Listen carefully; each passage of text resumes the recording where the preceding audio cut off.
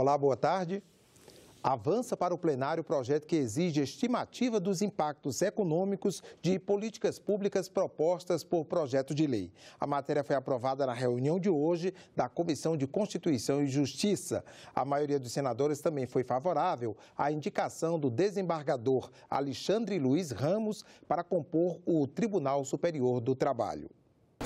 Alexandre Luiz Ramos atua na Justiça do Trabalho há 25 anos.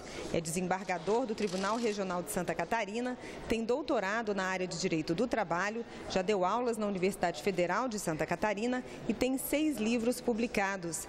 Ele entra no lugar do ministro aposentado João Orestes de Lazem, na vaga reservada aos juízes de carreira. Eu sempre pautei minha atuação no respeito às partes, aos advogados, garantindo o contraditório e aplicando a legislação vigente com ponderação, imparcialidade e, principalmente, analisando as consequências da decisão. Esta é a postura, senhor presidente, que pretendo manter, se aprovado for por esta Casa, como ministro do Tribunal Superior do Trabalho. Durante a sabatina, os senadores lembraram as recentes mudanças na legislação feitas pela reforma trabalhista. Me preocupo muito que eu entendo que há no Brasil um movimento para enfraquecer a Justiça do Trabalho. Vai na contramão daquilo que eu penso. É a última instância que o trabalhador tem, né, na busca dos seus direitos. Quando votamos aqui a reforma trabalhista, nós tornamos a legislação trabalhista brasileira moderna. Onde está o desemprego? Onde estão as consequências maléficas daquela lei?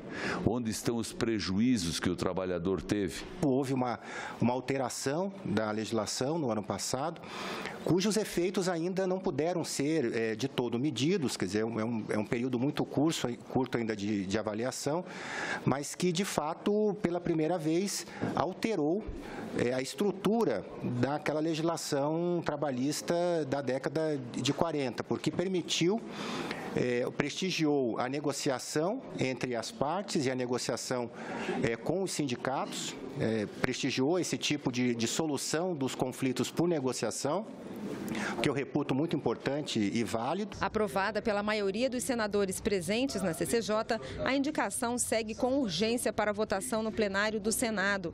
Na segunda parte da reunião, os parlamentares aprovaram matéria para obrigar que projetos de lei sobre políticas públicas contenham um estudo sobre a economia, a efetividade, a eficácia e a eficiência das ações propostas. Quando um programa de governo for apresentado, por hipótese, uma política pública de assistência ao idoso, por um exemplo, esse projeto deverá vir bem instruído, ou seja, com as suas consequências, com os instrumentos que vai ser colocado, qual vai ser a sua repercussão, qual vai ser a capacidade de atingimento da população idosa, ou seja, ele determina, do seu ponto de vista objetivo, critérios para que a matéria tramite aqui e nós não e evitar a aprovação de medidas muito genéricas, mais inócuas.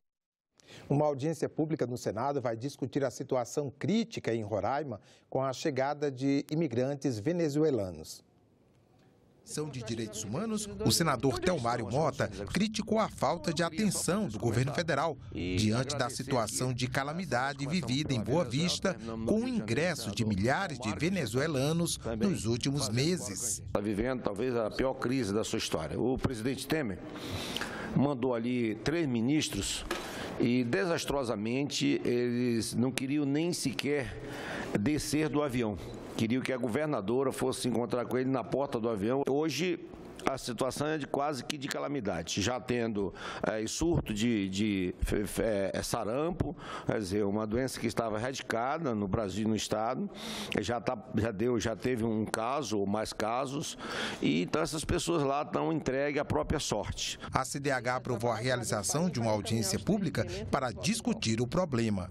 Senadores também aprovaram um projeto que prevê o emprego da mediação nos conflitos envolvendo alienação parental, quando um dos pais é prejudicado no convívio com filhos em razão de separação do casal.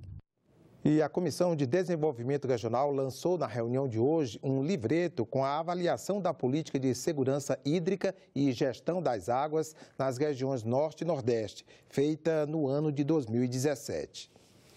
Está autorizada pelo Congresso Nacional a intervenção federal no Rio de Janeiro. Agora, a segurança pública no estado vai ficar nas mãos de um general do Exército. O Senado aprovou o decreto de intervenção no estado menos de 24 horas depois de sua votação na Câmara. Item 1 da pauta, projeto de decreto legislativo número 4. Logo no início da sessão, o presidente Eunício Oliveira rejeitou as questões de ordem que contestavam o decreto. O relator da matéria, senador Eduardo Lopes, que é do Rio de Janeiro, disse que a intervenção só deve ser feita quando o governo local perde o controle, o que é o caso do Rio de Janeiro. No momento que nós vemos ladrões assaltando carrinho de cachorro-quente com fuzil, isso mostra que a situação realmente é grave. Os senadores que votaram contra o decreto questionaram a falta de definição no texto quanto ao planejamento para a intervenção. Isso, minha gente, é absoluta improvisação. Ninguém toma uma medida relevante, excepcional, extraordinária e de exceção como essa sem ter o mínimo de planejamento. Um governo desmoralizado, que viu que não tinha votos para a reforma da Previdência, que não tem um candidato a presidente da República, que usa da pior forma possível as Forças Armadas e o medo da população para tentar se salvar politicamente. O Exército poderá sair matando bandidos e, sobretudo, suspeitos de bandidos em toda a cidade, sobretudo nas favelas, caracterizando-se como um matador de pobres, de negros, de discriminados, uma espécie moderna de força nazista. O argumento dos senadores que defenderam o projeto foi de que a situação no estado fluminense exige a medida extrema. O próprio governador atual se disse incapacitado de resolver a situação do Rio de Janeiro. Ora, se o governador diz que não tem competência, não tem capacidade, é preciso que alguém intervenha. A intervenção não acontece, como dizem os opositores, para massacrar os pobres, os movimentos sociais. Ao contrário, é o que pode apoiá-los nesse momento, é o que pode libertar comunidades inteiras. Não há o que se fazer hoje no Senado Federal a não ser aprovar o decreto presidencial. Qualquer posição contrária é naturalmente embate político, não é defesa efetiva da população do Rio de Janeiro. Pouco antes da meia-noite, o resultado. Aprovada pelos senadores, a intervenção federal no estado do Rio de Janeiro por 55 votos a favor e 13 contra. O governo federal enviou ao Congresso 15 projetos da área econômica. Com a retirada da reforma da Previdência da pauta, essas medidas foram definidas como prioritárias pelo Poder Executivo. A decisão do governo repercutiu entre os senadores. Das 15 medidas, 13 já tramitam no Congresso. Entre elas estão a autonomia do Banco Central, a privatização da Eletrobras, as mudanças na lei das telecomunicações e a reoneração da folha de pagamento. O déficit público se avolumou e empurra a dívida pública para a estratosfera. Então há necessidade de medidas rigorosas de ajuste fiscal. Eu acho que, fora algumas outras medidas, são até palatáveis, poucas e com pequeno impacto sobre a vida do povo e principalmente sobre a economia nacional. Um projeto que prevê a autonomia do Banco Central já foi aprovado na Comissão de Assuntos Econômicos e agora aguarda votação na Comissão de Constituição e Justiça. A autonomia do Banco Central é dar um maior grau de liberdade e decisão para uma equipe técnica, né? Uma equipe de técnicos, né? Responsável por uma política de equilíbrio macroeconômico do ponto de vista monetário, né? A questão monetária. Aí nós teríamos incidência com relação à taxa de juros, incidência com relação às grandes variáveis monetárias. Os que defendem a autonomia acreditam que a relativa independência deixaria a instituição com mais credibilidade. Quem é contra defende que pode haver um descompasso entre a política do Banco Central e a do Poder Executivo. Outro tema discutido no Congresso é a mudança na lei das telecomunicações. A proposta já havia passado pelo Congresso e sido enviada para a sanção do presidente, mas a oposição entrou com recurso e o Supremo Tribunal Federal determinou que o projeto retornasse ao Senado. Os oposicionistas alegaram que a matéria passou por uma única comissão e não foi amplamente discutida. A privatização da Eletrobras, outra proposta para a economia, também foi questionada na Justiça pela oposição, mas o governo obteve vitória e a comissão especial para analisar a medida já foi criada na Câmara dos Deputados. Nós estamos falando, não é de pouca coisa.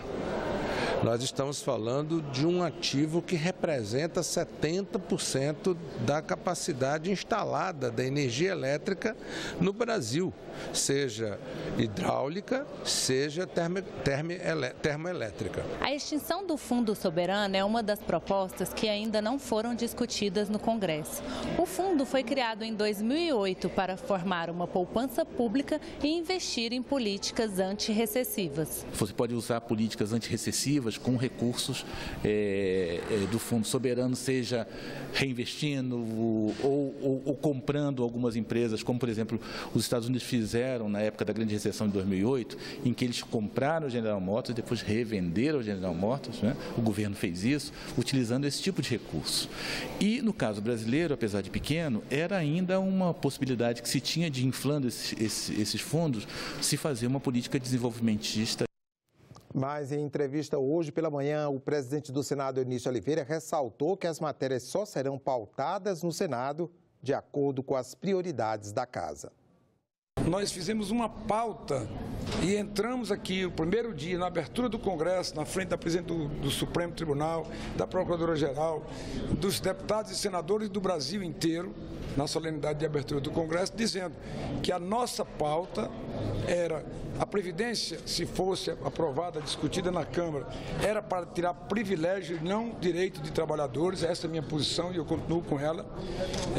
E dizendo mais, dizendo que a nossa pauta era da segurança pública, e enumerei 9 itens, que inclusive um deles estaria impedido, porque nós não podemos aprovar a PEC, mas ontem eu encontrei um PLC que substitui a PEC, que é inclusive da autoria da senadora Ana Amélia. Então nós vamos tocar nossa pauta, porque o governo pode encaminhar projeto de lei para o Congresso Nacional. O governo pode ir pautar esse projeto de lei ou não, cabe aos membros, aos dirigentes do Congresso Nacional. O governo pode mandar medida provisória, mas cabe a leitura ou não ao presidente do Congresso Nacional. Ficamos por aqui. Você pode rever as reportagens desta edição na nossa página na internet senado.leg.br/tv. Obrigado pela companhia e até a próxima.